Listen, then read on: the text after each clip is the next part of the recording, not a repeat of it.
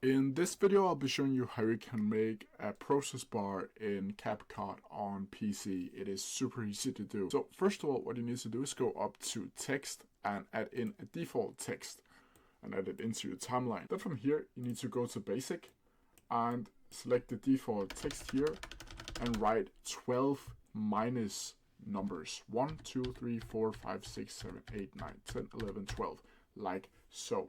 Then from here, you need to boost up the font size, like so. You need to make it bold, and you can change the color if you want to do that. This is for the background, but you don't need to do that.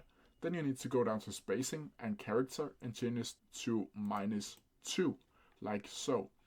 Then from here, you can go up to font size again and put it up to like 40 and pull it down to your liking. Then from here, you need to go down to timeline and copy paste your timeline like so, or your text bar. Then from here, you need to go up to color and change it into a color that you want your process to be. Then from here, you need to go up to animations, and then you need to find the wipe right. And here it is. If you scroll a little down, you'll find it, wipe right. Then from here, you can see that this animation here is way too short. To change that, you simply need to go down and click on your second copied text and go down to duration and just drag it up to wherever you desire, like so.